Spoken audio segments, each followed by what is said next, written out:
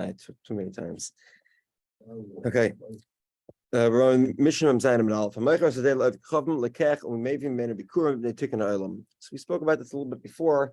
Well, one is not supposed to be selling property in Israel to a non-Jew, and there's a penalty for doing so. Just like you sell your slave to a non-Jew, you cause him to live under conditions of a non-Jew.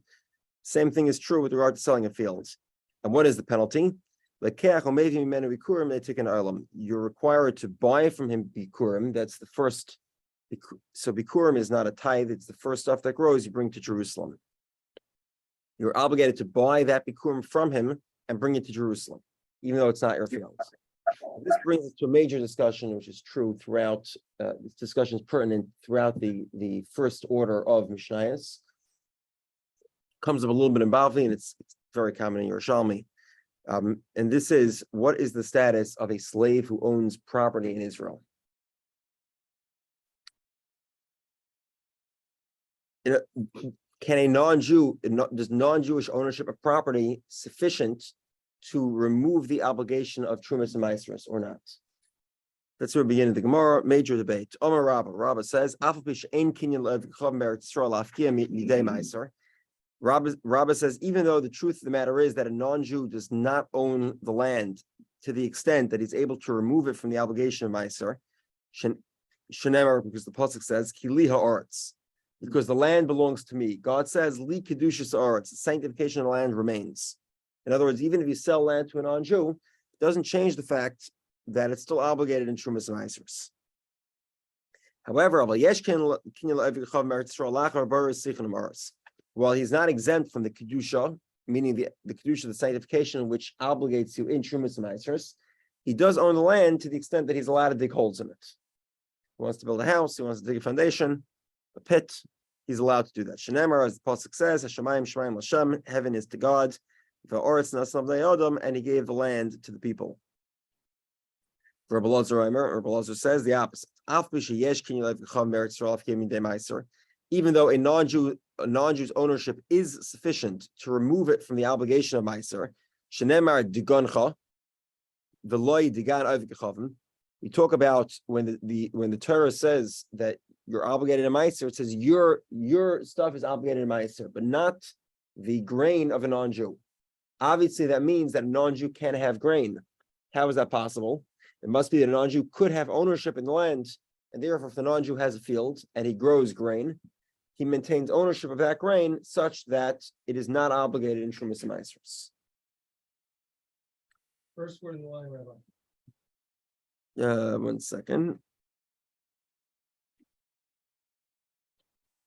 Digan, a little more than half the way down the page. Digan? Digan. Dalet Gimel Nun. Okay, I see. All right. Aval ein kinyan, in the middle of the line. Aval ein kinyan lev kechavim beretz Yisrael lachma v'bayra sichan amaris. But Rabbi opinion is that he actually cannot own. He does not own the land to dig holes in it. Shenemar l'Hashem ha'aretz. To God is the land. What's the debate here? Marasavar digon chavalei digan av kechavim. Rabbi Lazar says, look, if the Torah says that you have to bring your own dogon, your own grain, that's what's obligated in Trumas and Maasros. Obviously, the grain of a non-Jew is not obligated. And how is that possible? To have a non-Jew's grain, it must be that a non-Jew can own lands. But Rabbi holds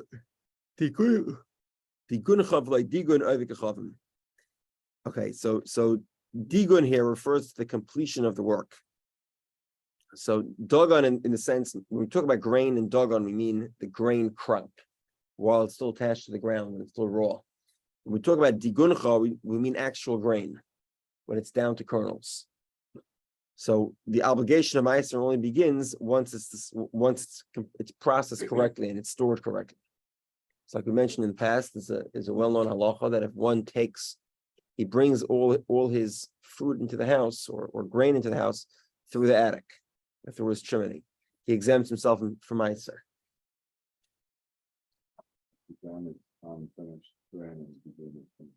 Correct. So now the concept of digun is that, 1 second.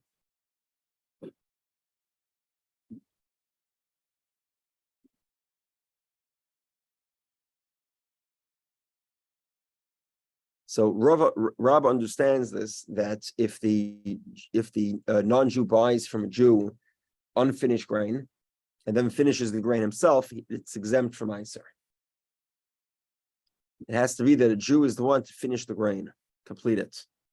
Rabbi says, where's my source? The time we learned, Haleket, and obviously the reason why this discussion is here is because the mission is going to be brought as a proof. Hopefully we'll get to it today.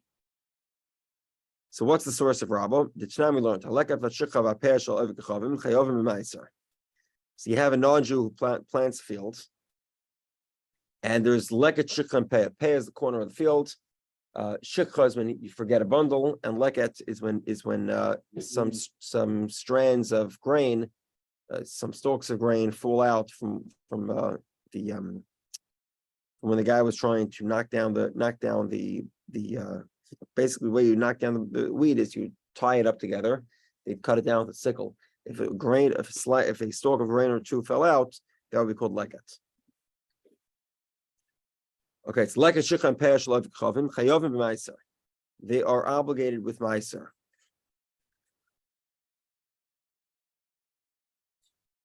Elaim kain hifker, unless he made it ownerless. Okay, very interesting. See, the non-Jew, despite the fact that it belonged to a non-Jew, he's chayav to give meiser unless he made it hefker, which sounds like everything is hefker, right? We'll explain this. Hey, Kidam, what's the scenario there? Elam Yisrael, we're talking about it belongs to a Jew. A non-Jew collected the Yisrael's like a shikha and peh. So the Gemara says, El imken hefker, if he makes it ownerless, then you have to take up Trumas and Meiser. Then you're exempt from Trumas and Meisers. Hamifker v'kaimi. The Jew made it ownerless by making it like a shikha and peh. It's ownerless. Then El alav, it must be to avik chavim. It must be that the property belonged to a non-Jew. V'lektinu Yisrael, and a Jew collected it. Okay. And therefore, time of the hifker, if he said, I'm going to follow the laws of like a shikha and peh, this is ownerless, so then the Jew is able to collect, it is exempt from Trumas and Meisers. Haloi hifker, but if he did not make it ownerless, then chayiv, then he is obligated in Trumas and Meisers.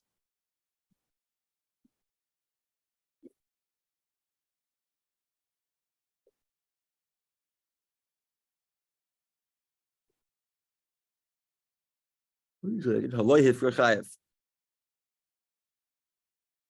1 second.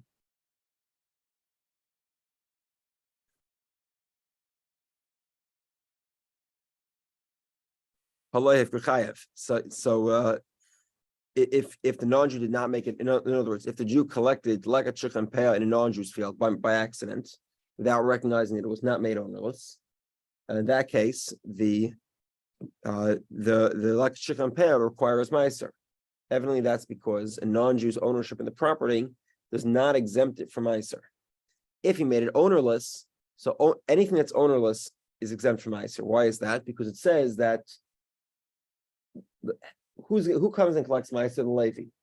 The Levi is going to come to collect meiser because he has no portion in the land. In other words, that which the Levi has no portion in, that's where he's entitled to collect meiser. But like a shikha and peh, if they're made ownerless correctly, so the Levi is entitled to collect that. He has a right to collect like a shikha and peh just like any other Jew. So therefore, he does not collect like a shikha and peh. He does not collect meiser. There's no meiser on like a shikha and peh. However, if the non-Jew did not make it ownerless, so then it would still be obligated because the non-Jew's ownership of the land does not exempt him from Trumas and Meisers. It just has to make the statement. It's like Declare it ownerless, yeah. So Gemara says, we're talking. So Gemara says, not necessarily. It's not a proof. We're talking about here where the land is owned by a Jew. A non-Jew cut down the property. So that you're asking me, why would it be obligated in Trumas and Meiseres? The Jew made it ownerless.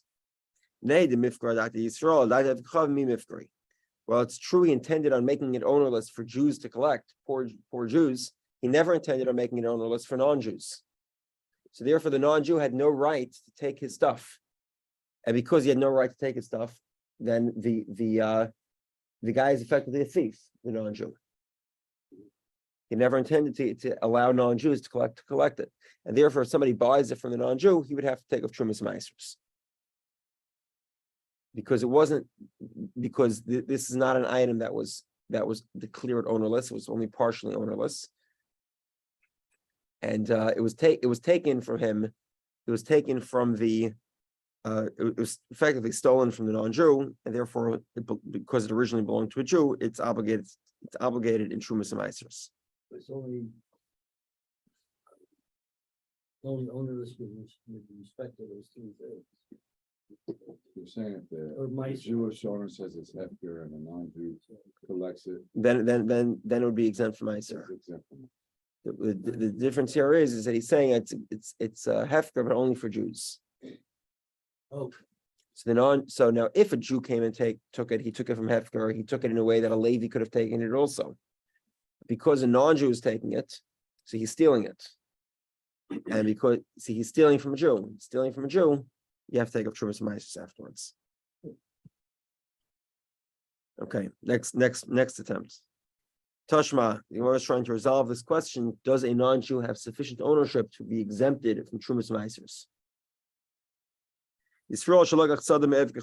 A Jew who bought a field from a non-Jew. Before it, 1 second here. Okay, so he bought the property before it grew 1/3. The field is relatively fresh. There's nothing, hasn't been much growth on it.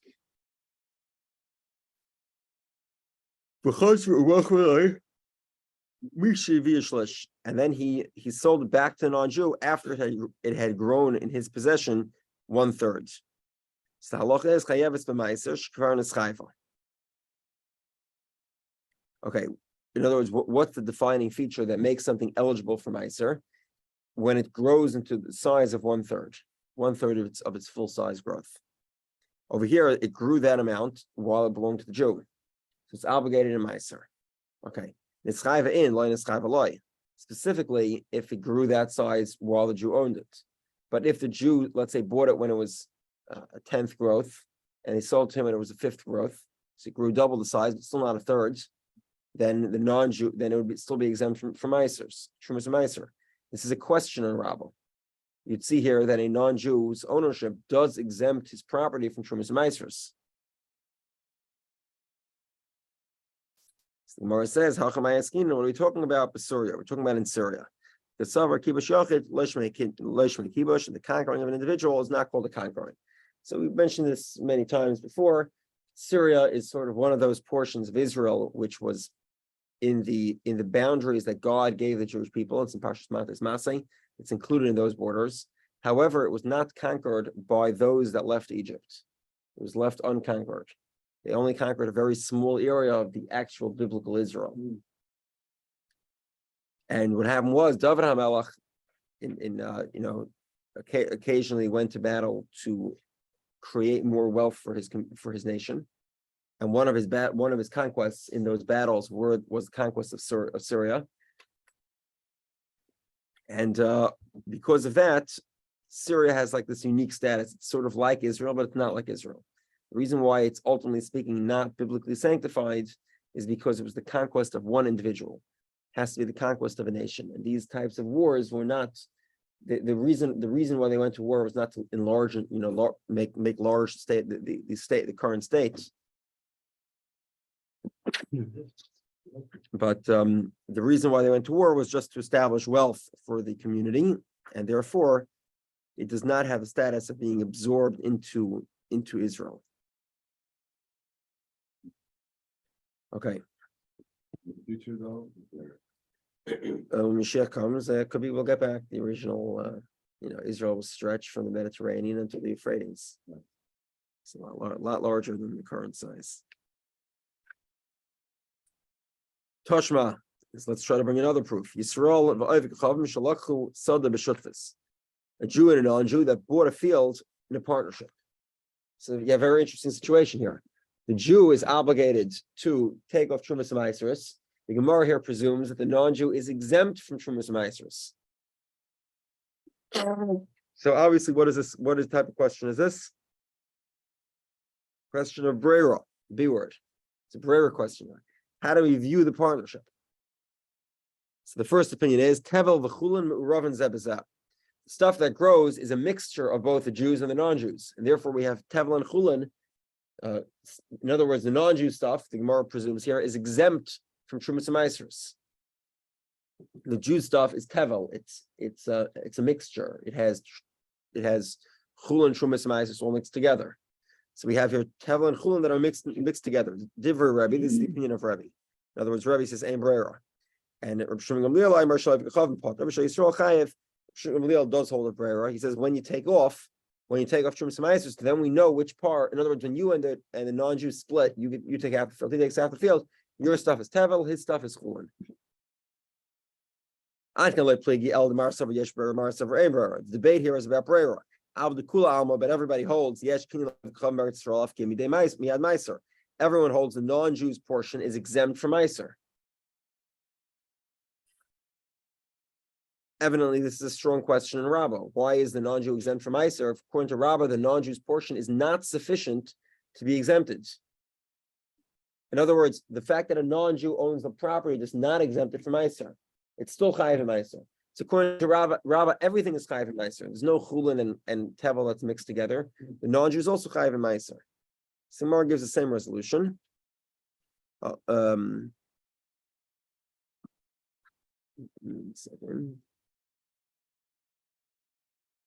Simar says Hachanami b'Syria. We're talking also in Syria. The partnership is outside of Israel. The kasavar kibush yochad loishman kibush, and the conquering of an individual is not considered. It's not, the conquest is not sufficient to make it part of Israel. Now, why are you chayav to give? Why is a Jew chayav truma? Because midrabanan he's chayav truma. It's rabbinical, but therefore the non-Jew is exempt completely. Amar of Chia bar Oven says, Toshma, let's try to give another angle. Our Mishnah. Somebody who sells a field to a non-Jew, he has to buy back the bikurim because of tikkun olam. Okay, because we want to make some sort of fix here. The Gemara says, what's the fix? Because we don't want him selling his property to a non-Jew. We want to disincentivize, and the way we do this is say, if you sell your property, then what happens is you have a double penalty. Not a double penalty. You have a penalty that every year you have to go ahead and buy the bikurim and bring it to Jerusalem. This is where it says when they take an ilam in, because of this tikkun ilam, that's why you have to buy the bikurim. But midarai salai. But biblically, you don't have to you don't have to take off trumas and meisers or take off bikurim.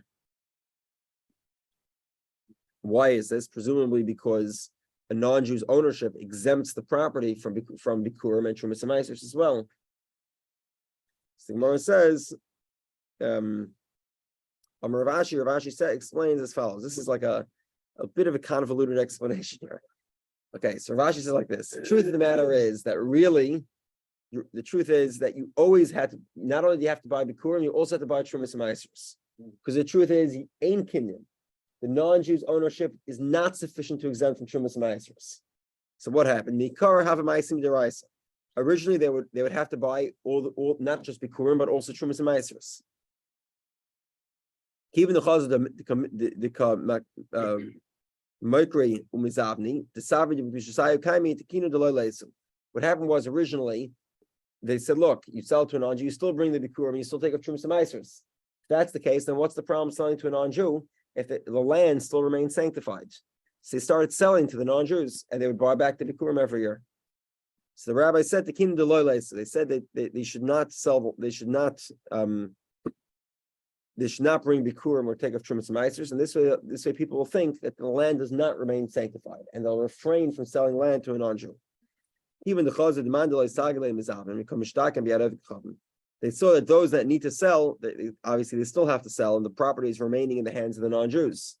So then they made a sort of partial compromise and said you have to buy the bikurim, so that you don't forget it's Jewish land, but you don't bring trumas meiser, so that you realize that there's some sort of degradation that happened by selling it to a non-Jew.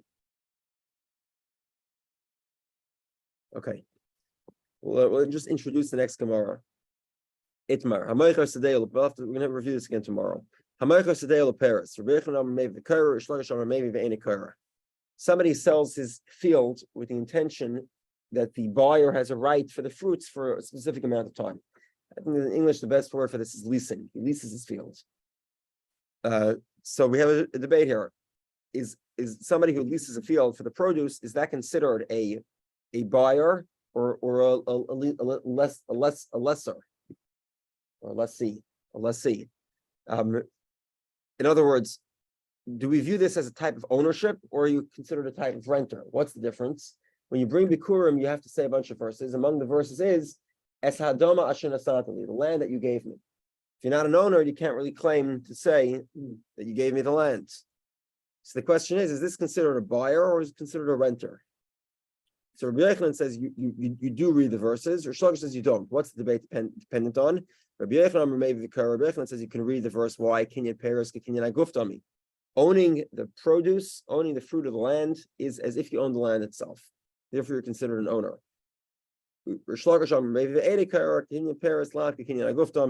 Owning the produce is not the same as owning the land itself. Therefore, you cannot claim to own the land. You can't say it's Adama Shenasatali because you don't own the lands.